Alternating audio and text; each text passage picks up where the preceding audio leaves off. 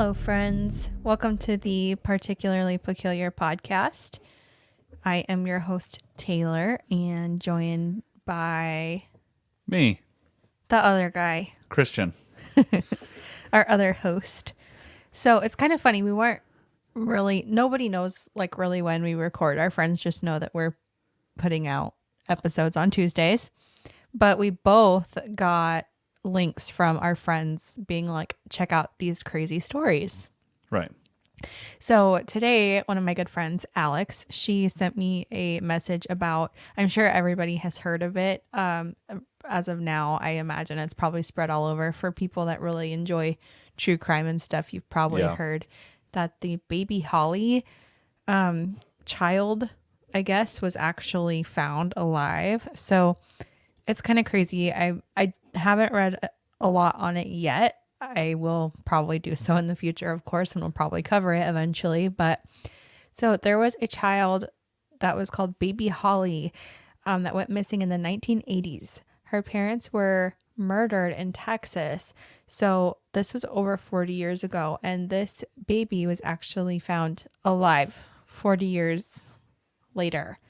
And it was, of course, through genetic genealogy. That's what I was just going to ask. Was it through DNA? So it is going to be, I mean, just like the Golden State Killer was caught that way, I think they are hopefully going to figure out the Zodiac through genetic genealogy, maybe, hopefully. So, I mean, there's probably going to be a day where no one will be able to get away because, you know, you think about it, that's people that are way down the line from you that can be connected because they decided that they were going to use Ancestry. You know what I mean? Yeah, that's pretty crazy. Oh, is that how that happened? Yeah. Like she sent in a thing for Ancestry? I don't know about this case exactly, but like that's how still like the Golden State Killer happened. Super cool. Yeah. But that's interesting. Which they run that through like FBI database when you send in your Ancestry, or? To be honest with you, I don't exactly know how it happens. I think somehow people that are investigating like open cases like Golden State was, right? I think they can access, so they can test the DNA they have against those databases. You know what I smell? A conspiracy theory. That Ancestry was actually started by the FBI. Oh yeah, I'm pretty sure there's one going around like that. Yeah, to get everybody's DNA. That's actually a really good idea. So they actually have like now there's some that say, I don't know if it's like you have to sign waivers saying like, I understand this, but the thing is that people submitting their DNA for that likely aren't the people committing crimes. Obviously, it's people that want to find out their DNA history. And then they find out that their dad was a serial killer. Or whatever, because it only has, it can be so many like rungs of the DNA ladder essentially to be a match. So it's like, one day we'll do Golden State and go into all that. It's super interesting. And it's something that I've really been interested in for a long time. You know what's cool is like right now we have almost an unlimited amount of episodes that we can make as long as we just keep doing this. We can cover so literally many things. Everything. Yeah. I mean, so we got to write Golden State Killer, Baby Holly, and like on our massive a million list. other on the list. Yeah. That we're trying to get to. We are getting there. We're actually knocking off like 4 in these past 2 episodes. So that's pretty cool. A lot of paper movement going on over there. Sorry. I know, guys. Sorry about that. I've gotten her to go digital today and use the laptop for her notes. I'm on the laptop for the notes, which means that I'm also in front of our recording software. She's a producer today. Yeah. So I'm sorry that you're hearing my notes rustling around. It's not even my notes.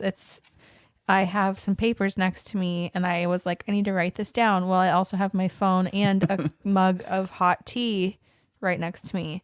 From the Tea Spot in Colorado. Teaspot.com. I know this sounds like a not sponsored. Sounds like a sponsored segment. It's not, but hey, if you're listening, tea time. Yeah. Oh, tea time. Tea Spot. Gotta get it right if you want them to sponsor us. Damn. But no, I'm drinking their blood orange smoothie. I have like a million of their teas and they are just amazing. Yeah, I was just in my group chat with my buddies talking about your loose leaf tea collection and how massive it is. That's a weird thing to talk with your buddies about. Yeah, I know. I was like, guys, my wife's hey guys. loose leaf tea collection. Well, I was preparing that tea while you were finishing your class. Yes, and thank then you, by the way. I was just standing there impressed by the amount of tea and I have a lot of tea. and the display tactic. It's like I should post it to our Instagram to show everybody. I did it one day. I redid our whole cupboard, our whole cabinet around my tea. Mm-hmm. I literally went and bought a 3-step organizer to put my teas in. Yeah, and it looks really nice. They're all labeled and they're all in nice tins that come from Tea Spot. Tea Spot. It's very nice. I probably should actually reorganize it before we take the picture to post to the Instagram. So maybe. It looks... No.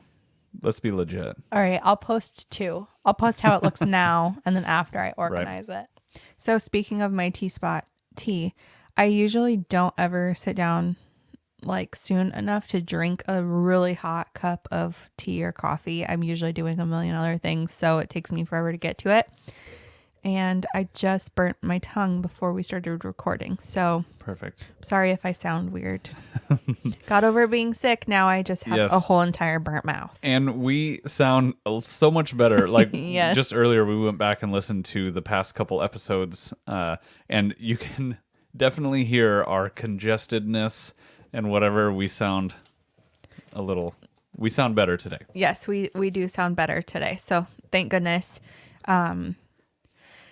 So we are so glad to be feeling better and to be here chatting with you guys again. I'm so excited that I had time to really sit down this week and actually research and got to enjoy the whole process, because I really enjoy researching the stuff that we talk about, because obviously that's what I'm passionate about. Yes. That's why I'm here. Yep.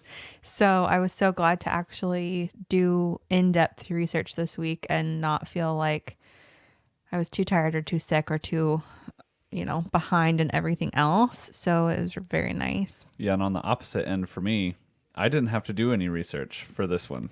Yeah. You just did it last week.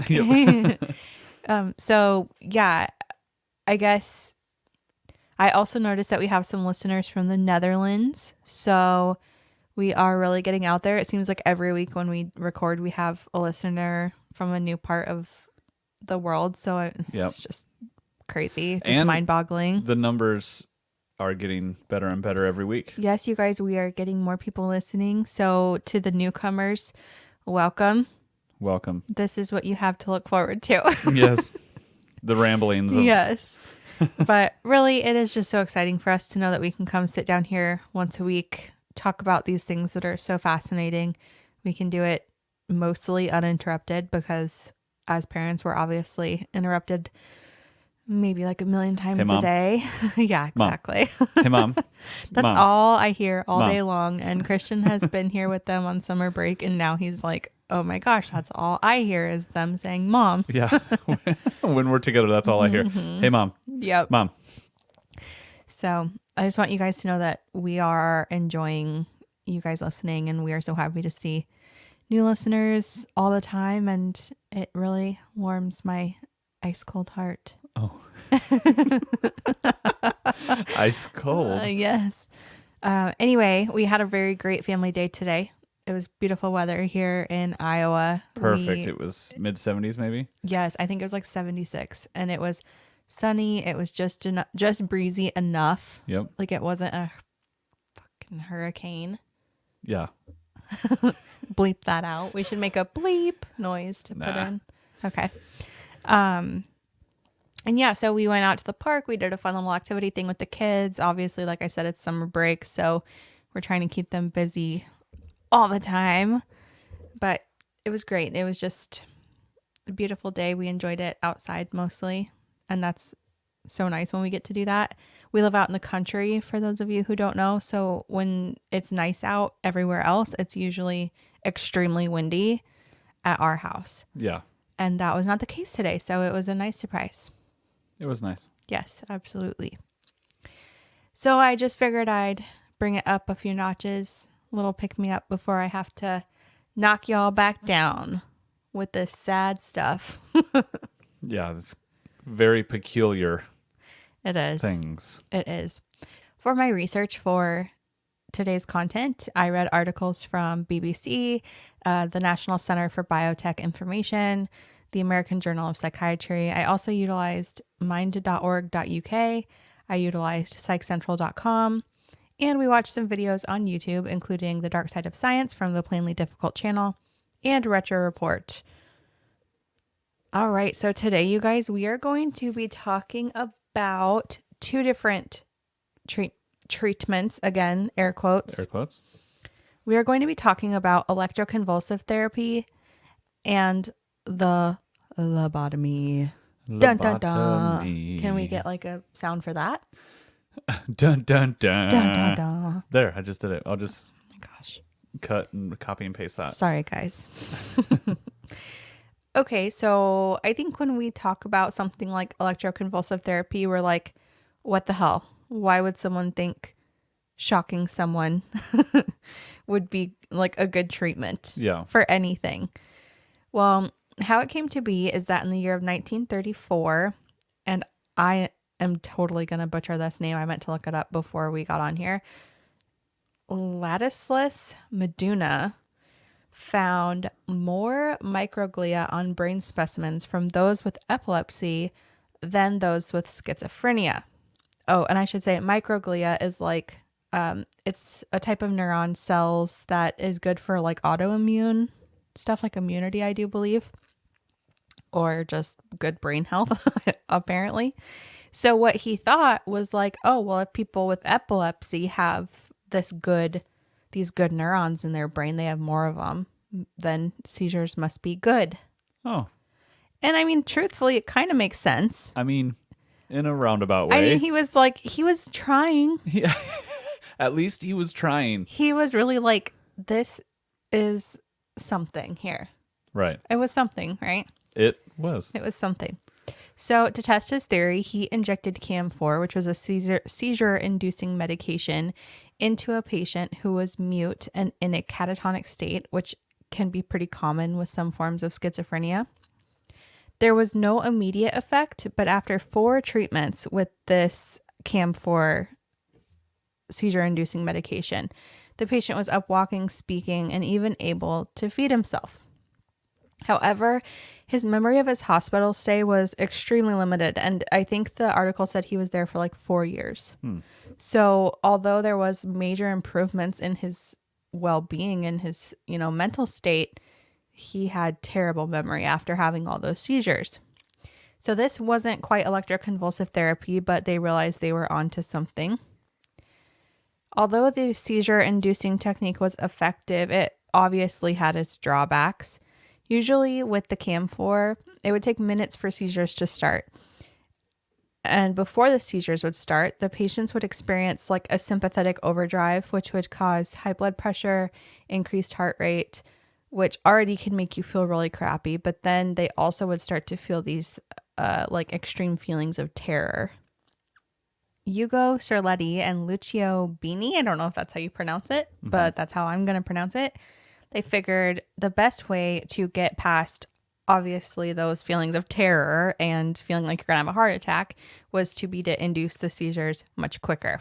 So how could they do that? Electricity? Anybody? Just a guess. Yes. So obviously that was where electroconvulsive therapy started. So this bit of detail is graphic. So just a warning. Initially, they started testing on dogs. Okay. But it wasn't just, okay, we're going to put the little pieces on the side of this dog's head and do electroconvulsive therapy, right?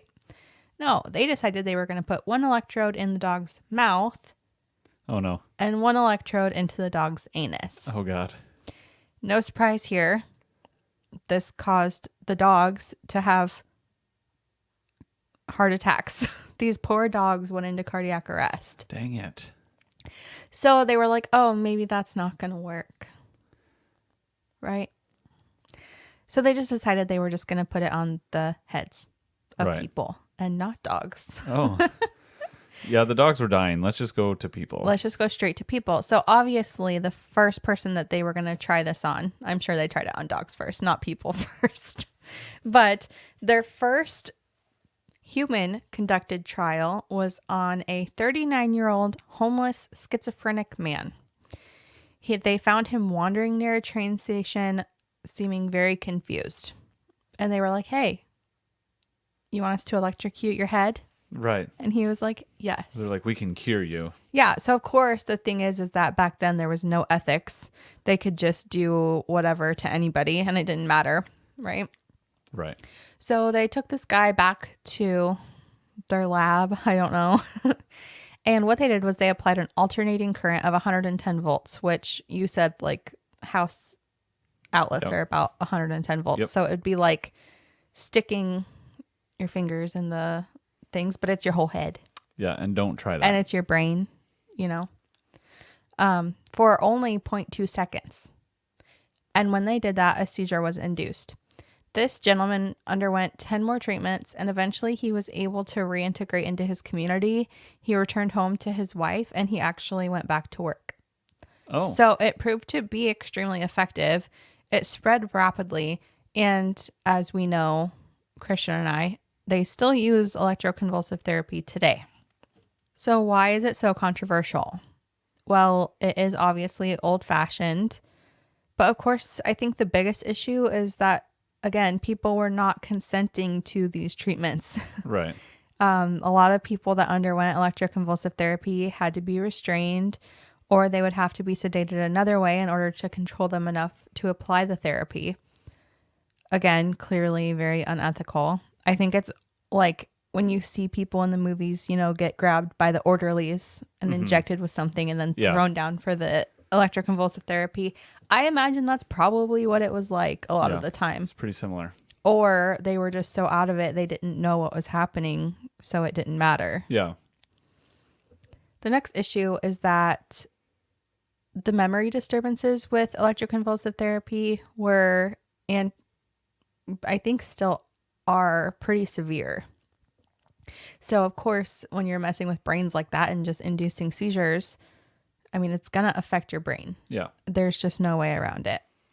Many electroconvulsive therapy advocates deny any lasting side effects of brain damage, but manufacturers of electroconvulsive therapy machines do indicate a risk of brain damage, although it's probably just likely they have to put that risk on any machines they produce. Yep. Makes sense. Kind of a liability thing.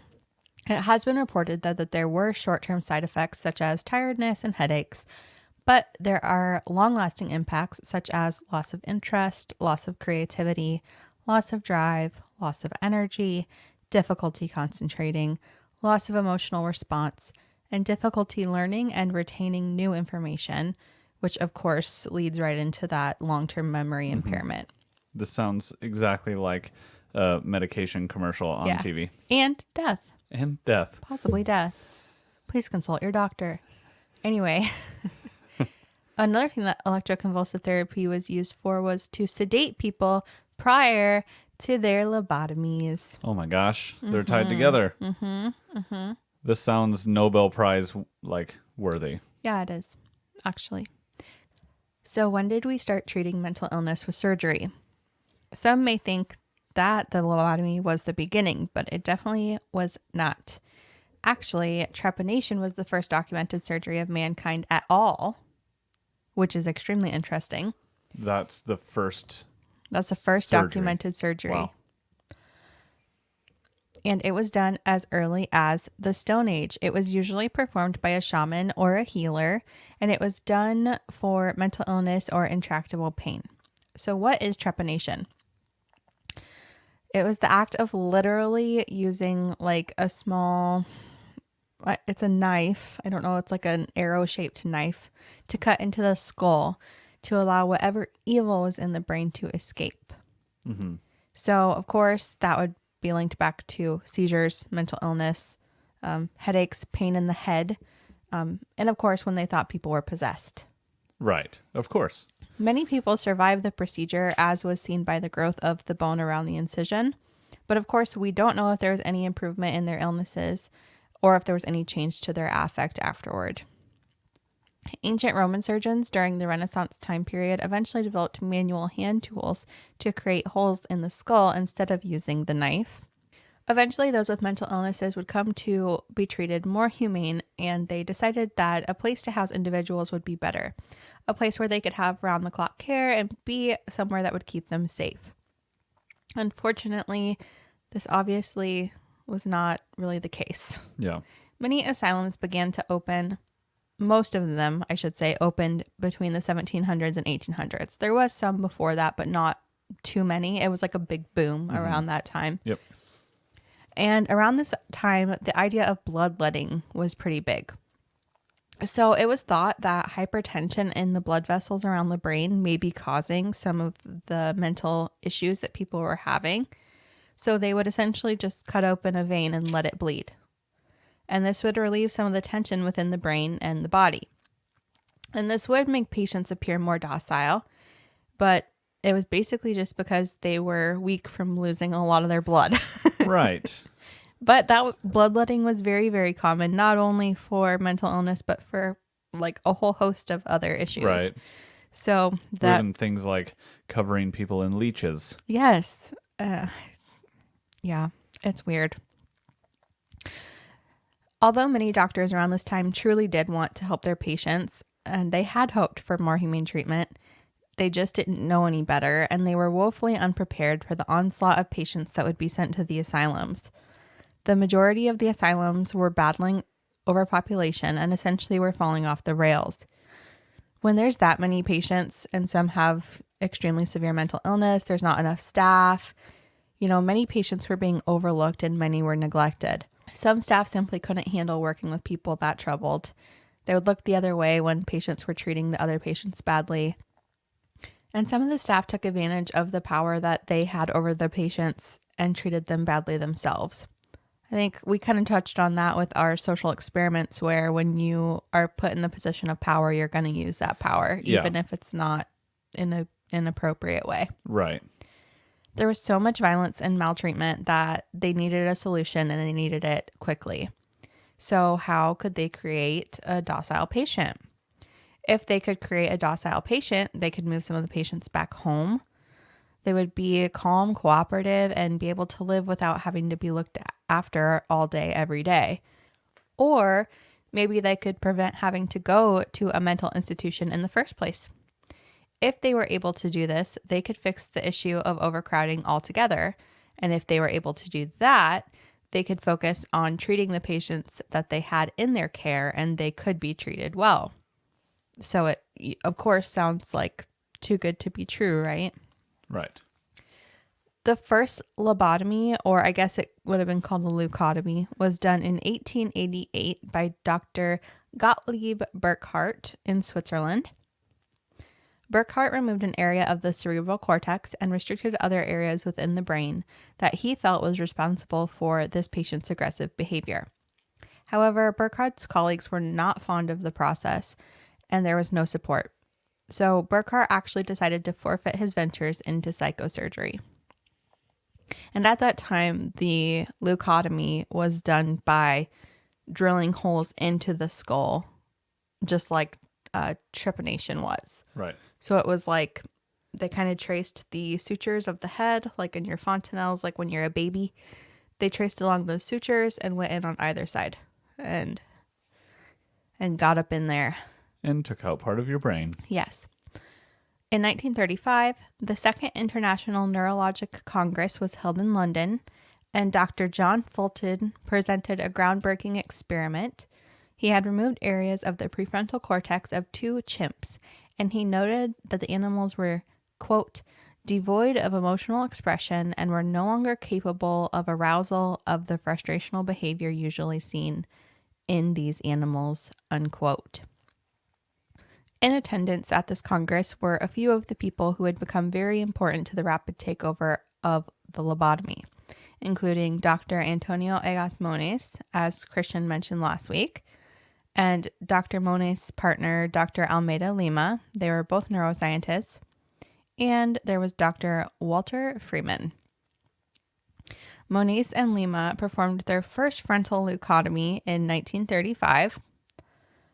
And I am directly quoting one of our sources here. The following year, Dr. Moniz presented a series of 20 patients, and by 1949, he had received the Nobel Prize, which I think you had mentioned last week. Yes.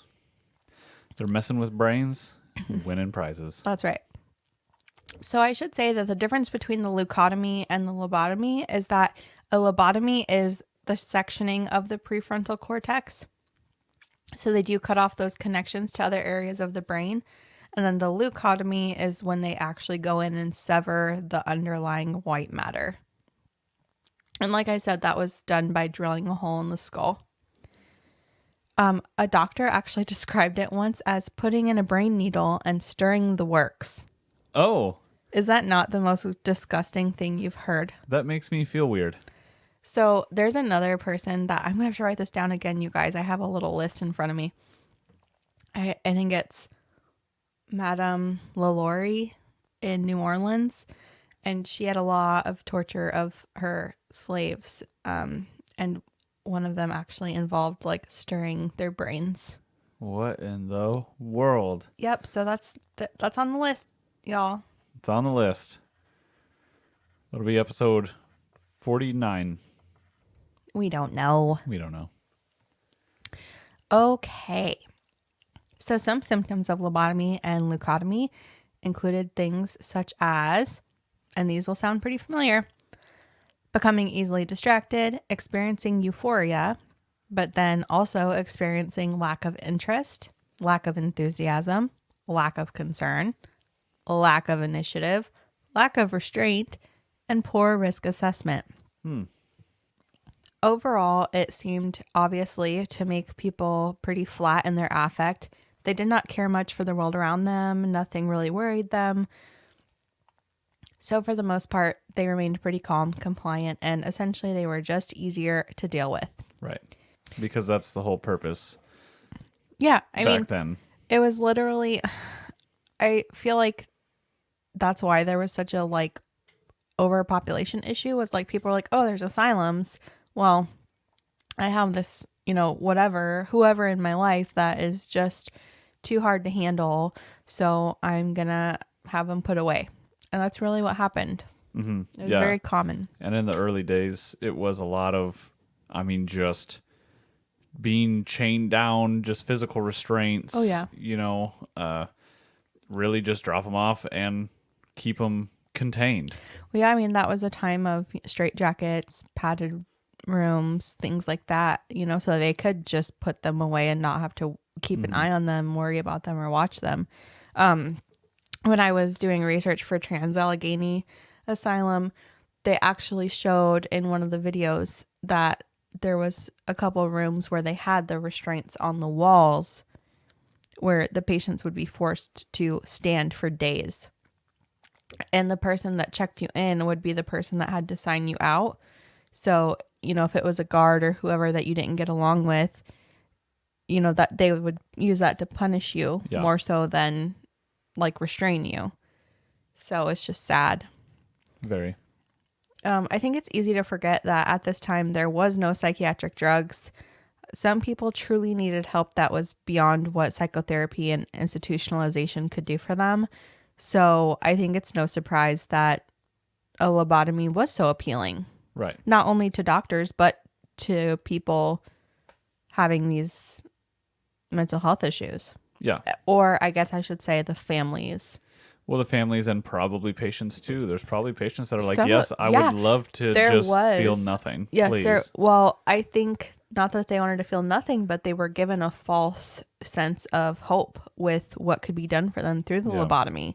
Right. And they were given this, hope of being able to return to a normal life and go about it like nothing ever happened in the first place. And who wouldn't want to forget, right, and feel normal.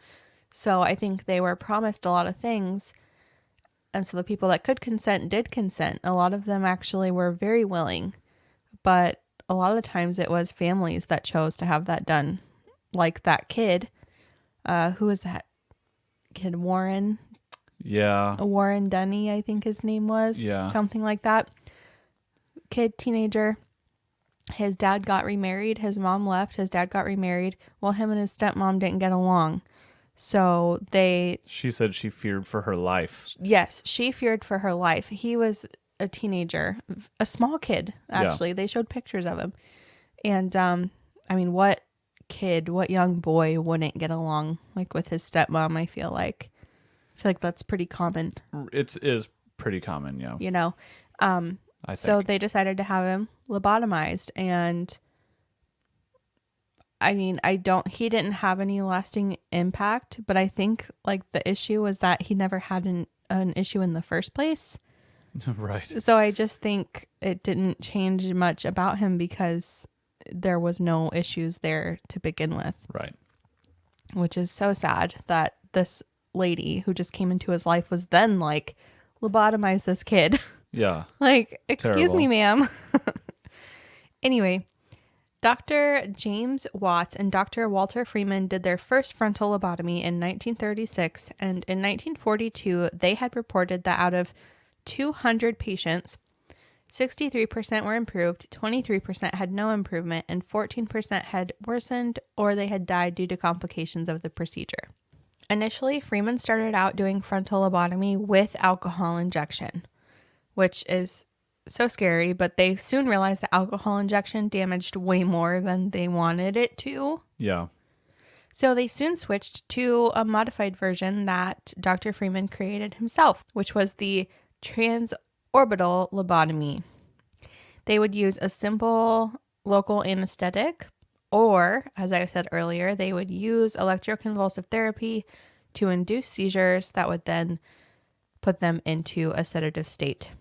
They would then place the ice pick-like orbitoclast tool into the eye socket behind the eye, and they would use a mallet to obviously like hit on the end of this ice pick-like tool to go through the orbital bones and into the frontal lobe. And then they would literally sweep an ice pick from side to side. In your brain. In your brain. Freeman's partner, Watts, and many other doctors were pretty unimpressed with this technique. A lot of people even then found it pretty cruel, and they just were disappointed with the results. They didn't think that the risk was worth what came of it. And although him and Watts went their separate ways, Freeman continued in the hopes that the transorbital lobotomy would be a widespread treatment for those who suffered from mental illness. Freeman himself was said to have performed over 4,000 lobotomies, while roughly 60,000 were performed between here and Europe between the years of 1936 and 1956. So that's 60,000 lobotomies in what, 20 years? That's a lot. That is a lot. Freeman actually loved to show off his skills at lobotomizing, and at one point he even did 2 lobotomies at once.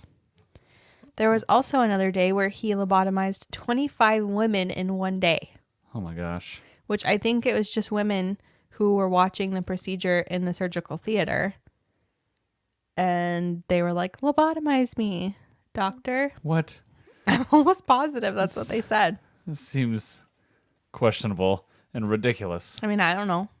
He seemed to just be doing whatever he wanted at that point. This lobotomy. I'm sure we'll go back. I'm sure we'll have to come back to that someday and do like a fact check. Right. Nah, move on. In the 50s, medications began to be introduced to treat mental illness, so the lobotomy started to fall off. In 1971, Dr. Freeman had published a follow-up of over 700 schizophrenic patients who had lobotomies, anywhere from 4 to 30 years prior, so quite a range there. And he noted that nearly 75% of those were still institutionalized or they were at home needing constant care. So how sad is that? Yeah, that is not. I mean, so what's 75% of 700? Math. Yeah. So that's a lot of people. A lot of people that were given hope, like I said, to think that they could go live a normal life after that. Mm-hmm. And some of them probably ended up in an even worse state than they were originally, you know? Right. Like some of them probably didn't even need to be in an institution, and now they had to live there the rest of their lives. Right. Well, that was a lot. Yeah. Do you have any comments? Anything you want to say? Just that it's all pretty crazy. Yeah. Wasn't on one of those videos we watched, there was a guy at the end who had received a lobotomy and was still alive. That was that child. Oh, that was the kid? Yeah. Oh. Yep. Okay, yeah, because I remember he was on there and he was just talking about it, like, and he had said that Yeah, he was like, had fine. no lasting effects, right? Which is interesting. Yeah. But it just seems like crazy that they thought if they just jam this ice pick in through your eyeball, and like mess around with your brain stuff, that was just okay. I know, and we said this literally last week, but that's literally what they were doing. They were just messing with people's brains. Yeah. And almost not in any like scientific way. Like, I mean, it was like they knew where they were at and they knew what they were disconnecting and stuff somehow. They had no visual aid of where they were at inside of the person's head. No, they just put it in there and moved the thing around. Yeah. Like, it's not like it was guided by, MRI, scope, or whatever, ultrasound, like an ultrasound guided, whatever. Like, it's not like that. It was totally just, I can't say willy-nilly. It's totally willy-nilly. Mm-hmm. But yeah, I mean, it's just insane. And the thing is that was not that long ago. That was the 50s. Well, yeah, so it said up until 1950. 1950s is when like psychiatric drugs started to become a thing. Which is really why the lobotomy fell off. Yes, because then people could be controlled with medication. Right. And I mean, my parents were born in the 60s. Yeah. So that's not that long ago. And I think that's a big thing that people forget is like people being institutionalized and people having lobotomies or electroconvulsive therapies on like a regular basis was not that long ago. It's not too far in the past. A lot of people that we know, probably the generation ahead of us, probably know about this stuff. Like, we're in the midst of it. Mm-hmm. So it's pretty wild to think about. Yeah, I agree. So you guys, that was our 2-parter on early mental health care and treatments in asylums. I wanted to go so much more in depth with this. There are so many more treatments and so just, oh my gosh, I was telling Christian earlier, I was like, there's so much that I want to put in here. Yeah. But I already had I have 7 pages of notes. Yeah. So I had to stop, you guys. It was a lot. Yeah, we had to call it somewhere. I had to stop. But if there's any specific treatments that you guys want an in-depth review of, if you will, then just go ahead and send it to us. Yes, do that. But also, I think we will probably come back to the mental health treatments, strange medical treatments, asylums. I'm sure we will try and do like haunted side of asylums at some point. So we will be back to this subject again. And if we get 1 million listens, we'll go tour an asylum live. I mean, I would do that for one more listen. Right. We just don't have any around here. No, we'd have to travel, but one day we will do that. Guys, should we do that? Should we go do an overnight tour of an asylum and make a video for y'all? What do you think about that? Let us know. First of y'all, let us know.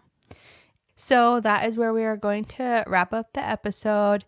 As always, we want to give you guys a huge thank you for listening. It means the world to us to have you all here each week. Absolutely. Literally more than you know. Mm-hmm. We love it. It makes us smile. See? We literally talk about it every day. We look at our little Anchor dashboard and see what's going on. So we love to see it. Be sure to like, subscribe, follow, rate, review, comment, whatever you do, wherever you are, wherever you listen to the podcast. Of course, be sure to check out our website at www.particularlypeculiar.com. And that is where you can find all of our socials. Everything. Anything you want to know about us. Mm-hmm.